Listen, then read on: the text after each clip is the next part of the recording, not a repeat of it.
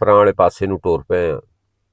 ਇਹਦੇ ਨਾਲ ਬੱਚਾ ਸਿਹਤ ਜਿਹੜੀ ਹੈਗੀ ਹੈ, ਸਿਹਤ ਕੀ ਉਹਨੇ ਫੜਨੀ ਆ, ਉਹਦੀ ਨੈਪੀ ਸਾਰੀ ਛਿੱਲੀ ਜਾਂਦੀ ਹੈ। ਮਾਵਾਂ ਆਪ ਦਾ ਸੁੱਖ ਵੇਖਦੀਆਂ ਨੇ, ਲੇਕਿਨ ਇਹ ਇੱਕ ਬੱਚੇ ਨੂੰ ਤਕਲੀਫ ਉਹਦੀ ਜ਼ਿਆਦਾ ਹੁੰਦੀ ਹੈ।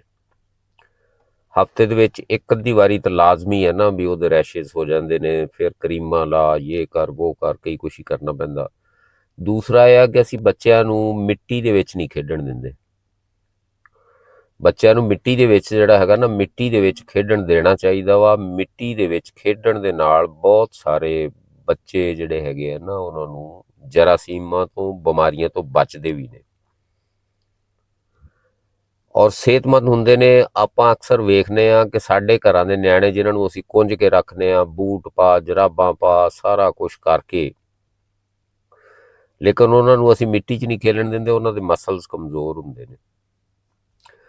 ਇਹਨਾਂ ਦੇ ਸ਼ੇਖਾਂ ਦੇ, ਪੱਖੀ ਵਾਸਾਂ ਦੇ, ਆਪਣੇ ਆਪ ਦੇ ਮਹੱਲੇ ਦੇ ਵਿੱਚ ਅੱਗੇ ਪਿੱਛੇ ਜਿਹੜੇ ਹੈਗੇ ਮਾੜਿਆਂ ਘਰਾਂ ਦੇ ਜਿਹੜੇ ਹੈਗੇ ਨਿਆਣੇ, ਉਹਨਾਂ ਦੇ ਜਰਸੀ ਪਾਈ ਆ, ਪਜਾਮਾ ਪਾਇਆ ਵਾ, ਜੁੱਤੀ ਪਾਈ ਆ, ਲੇਕਿਨ ਚੀਜ਼ ਇਹ ਹੈਗੀ ਆ ਕਿ ਸਾਡੇ ਵਾਂਗੂ ਕੁੰਜੇ ਨਹੀਂ ਹੁੰਦੇ। ਹਰ ਮਾਂ ਪਿਓ ਕੋਸ਼ਿਸ਼ ਤਾਂ ਕਰਦਾ ਕਿ ਸਾਡੇ ਬੱਚੇ ਜਿਹੜੇ ਹੈਗੇ ਸਰਦੀ ਤੋਂ ਬਚਣ, ਲੇਕਿਨ ਉਹਨਾਂ ਕੋਲ ਵਸਾਇਲ ਇੰਨੇ ਕੁ ਹੁੰਦੇ ਨੇ, ਉਹ ਉਸੇ ਹਿਸਾਬ ਨਾਲ ਜਿਹੜਾ ਹੈਗਾ ਉਹਨਾਂ ਨੂੰ ਕੁੰਝਦੇ ਨੇ।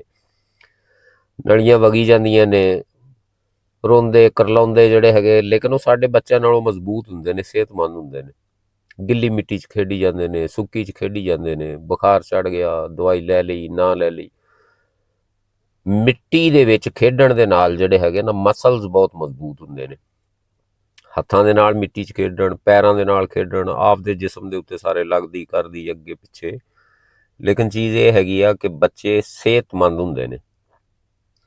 ਜਿੰਨਾ ਅਸੀਂ ਆਪਦੀ ਅਸਲ ਸਕਾਫਤ ਤੋਂ, ਆਪਦੇ ਪਿਛੋਕੜ ਤੋਂ ਪਿਛੇ ਨੂੰ ਭੱਜਦੇ ਜਾਣ ਡਏ ਹਾਂ, ਉਨੇ ਅਸੀਂ ਬਿਮਾਰੀਆਂ 'ਚ, ਇਹਨਾਂ ਸਾਰੀਆਂ ਚੀਜ਼ਾਂ ਦੇ ਵਿੱਚ ਨਾ ਉਲਝਦੇ ਜਾਣ ਡਏ ਹਾਂ। ਸਾਨੂੰ ਚਾਹੀਦਾ ਕਿ ਅਸੀਂ ਜਿਹੜਾ ਹੈਗਾ ਨਾ, ਆਪਦੇ ਬੱਚਿਆਂ ਉੱਤੇ ਇਹ ਖਾਸ ਕਰ ਖਸੂਸੀ ਜਿਹੜਾ ਹੈਗਾ ਨਾ, ਖਸੂਸੀ ਗੌਰ ਕਰਿਆ ਕਰੀਏ।